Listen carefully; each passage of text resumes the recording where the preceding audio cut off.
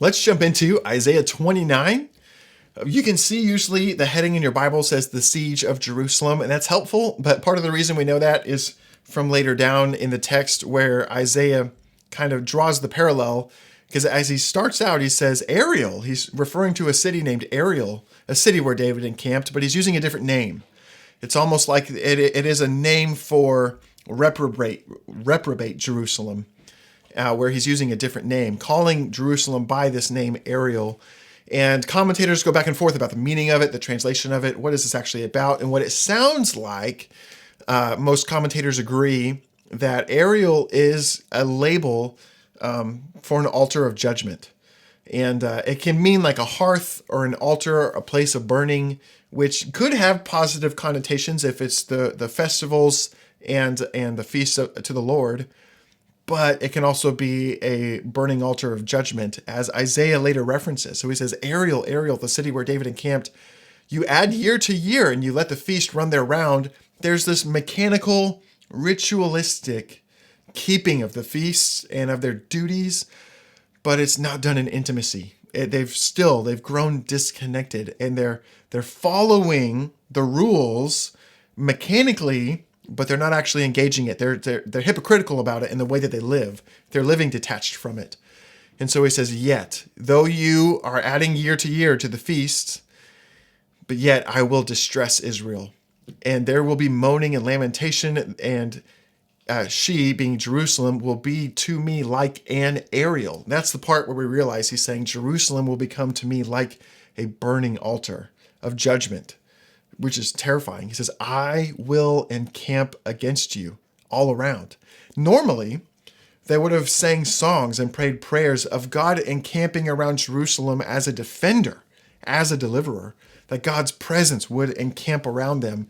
But instead, at the end of the age, the Lord encamps around them in judgment. It's a terrifying reversal because of the extent of their rebellion that has got to be addressed.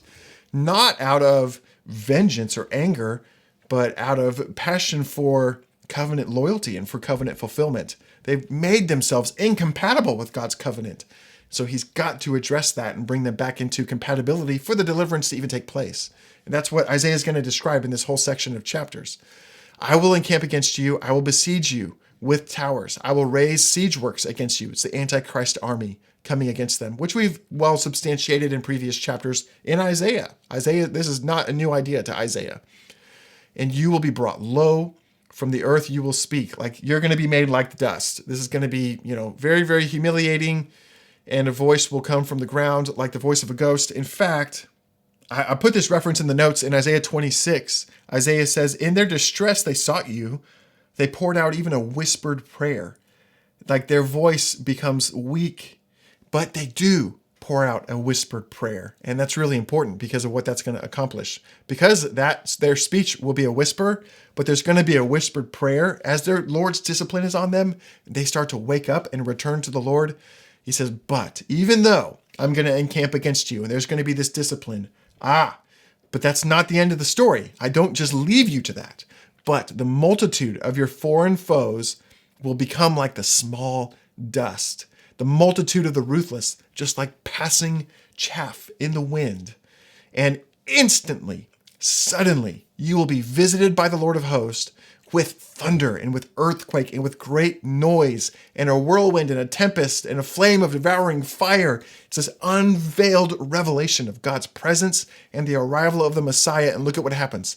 The multitude of the nations that fight against Ariel or Jerusalem, all that fight against her and her stronghold and distress her will become like a dream, like a vision in the night. Suddenly, they're overthrown and they're done away with. I mean, he's really trying to get, it's like you wake up from a dream. It'll become like, what just happened? This snap, instant, boom, you've woken up and suddenly the distress is over. What happened? As when a hungry man dreams, and behold, he's eating, but he awakes and his hunger is not satisfied. Now he's describing the wicked nations. They've come against Israel and they think we're about to just gorge ourselves on the annihilation of God's covenant. They're thinking what they're hungry for is the destruction of Israel, but he says, but they're going to awake and they're not going to be satisfied. For them, it's going to be over in an instant, right as they think they're coming to their feast of destruction, but suddenly, or like a thirsty man when he dreams and behold, he's drinking, but he awakes faint and his thirst is not quenched. It doesn't work out.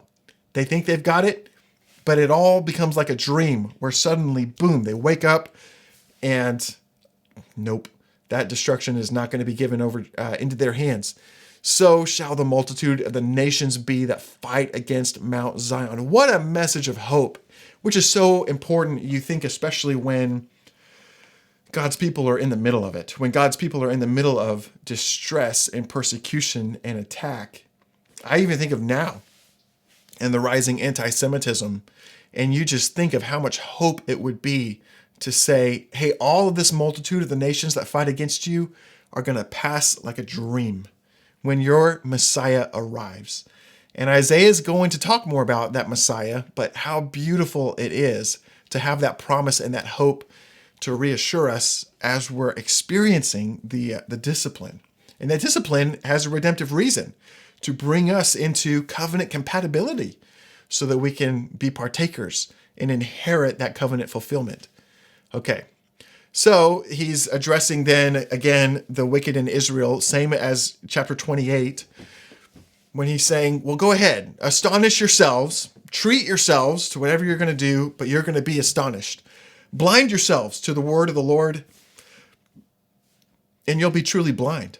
Be drunk, but not with wine, and stagger, but not with strong drink. What do I have in the notes for verse 9? Isaiah reminds Israel of their agency to choose loyalty or disloyalty. Israel can choose to amaze themselves with self-gratification, but they will be amazed with terror instead. They can choose to close their eyes to God's wisdom, but they will become utterly blind to all wisdom. They can be drunk, but they will face a worse spiritual stupor. For God has poured out upon you a spirit of deep sleep. He's closed your eyes, the prophets, and covered your heads, the seers. And this vision has become, and he's going to say, basically, the word of the Lord becomes to you like a sealed book. And when somebody gives it to you saying, read this, and you say, I can't read it. Like they're totally blind and unable to recognize the word of the Lord for themselves. They're actually going to have help. And that's an important role that Isaiah plays as he helps them understand the vision and say, you've bought into so much blindness. You become so spiritually unable to recognize the word of the Lord that, let me walk you through it here. And the Lord said, because this people draw near to me with their mouth and honor me with their lips, but their hearts are far from me. Remember, back up here when he said, you're adding year to year and letting the feast just run their round. This has become a mechanical, ritualistic duty where your hearts are far from me. That's exactly what he's referencing here. Because you draw near with your mouth, in word alone, you're honoring me with your lips, but inwardly you're distant. It's hypocritical. Their hearts are far from me. He says, therefore, I'm going to do wondrous things. It's things that they can't comprehend or understand. Working wonder upon wonder, but it's negative. Again, some commentators say, well, this must be marvelous wonders of great things. But some of those marvelous wonders are not described as positive things. Now, there are marvelous promises of like as I showed them marvelous things when they came out of the land of Egypt. But in this sense, it really seems to be the cadence of, no, it's going to be a marvel of discipline, which is when earlier in this very chapter, where he says, just like I rose up to deliver you. Oh, it was in 28, wasn't it? As it was when I rose up to deliver you, when it was from the Philistines or from the Moabites or from the whoever. Instead, it's going to be to actually deliver you into the hand of your enemy. And so the wonder is reversed.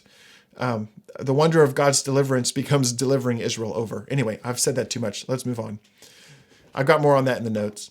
So you hide deep from the Lord your counsel, whose deeds are in the dark. You who say, who sees us? Who knows us? They think they can keep God at an arm's length and at a distance, but they turn things upside down. Shall the potter be regarded as the clay? They're thinking, you know what? We can keep the God at a distance. We do our own thing, and he's not even going to notice the depths of the intricacies of all the nonsense we've stirred up. But they're wrong. God sees it. He says, I am not the clay. You are the clay. I am the potter. You got this thing all made backwards. And God's going to say, I'm actually going to set wrong things right. And not a little while. Is it not a little while until Lebanon will be turned into a fruitful field, and the fruitful field will be regarded as a forest? I was saying, if Lebanon is going to be turned into a fruitful field, it kind of means the forest of Lebanon is actually going to be deserted. He's saying, don't marvel at the wicked forest that's soon going to be cleared. You're trying to copy these other nations that you look up to, but in a moment, their tide is about to turn, and then the fruitful field is going to be regarded as a forest. It's going to be reversed. So in that day, when the Messiah comes and wrong things are made right, in that day, those who've grown deaf, even spiritually, because he just talked about you've become spiritually deaf and blind. He said, in that day, you're going to hear the words of that book. You're going to receive the prophetic word of the Lord. And out of the gloom and darkness, your eyes are going to begin to see again. Their spiritual sight is going to be restored. The meek will obtain fresh joy from the Lord. And the poor of mankind will exult in the Holy One of Israel. For the ruthless will come to nothing. Even those with whom they made a covenant with death, even when they tried to appease the ruthless, and saying, this ruthless that you're scared about, they're going to come to nothing. The scoffers are going to cease, and all who watch to do evil will be cut off. Fascinating promises. Move on down. For therefore, thus says the Lord, who redeemed Abraham.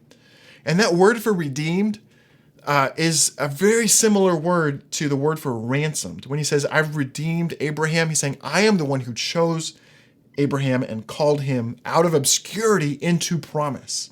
I even paved his way for him to be involved in this promise. Concerning the house of Jacob, Jacob will no more be ashamed. No more will his face grow pale. For when he sees his children, the work of his hands in his midst, they will sanctify my name. They will sanctify the Holy One of Jacob and will stand in awe of the God of Israel. Normally, when they see their children, the work of their hands, they're kind of seeing this population restoration. They're seeing the prosperity of future generations who are sanctifying the Holy One of Jacob. It's describing this national salvation that is multi-generational. How beautiful is that? Even their children are giving praise to God and enjoying the fulfillment of the covenant. They will sanctify the Holy One of Jacob. I read that. And those who go astray in spirit will come to understanding. Those who they lost their way and even led others astray are going to come to understanding. And those who murmur, those who were complaining and spreading stuff are going to start to accept instruction. That's part of the discipline process, is he's appealing for them to come out of that stray. He's appealing for them to wake up and let that blindness fall off of them in the midst even of that tribulation period. There's redemptive factors at play in the heart of God and the design of what unfolds. All right, we're going to go to chapter 30.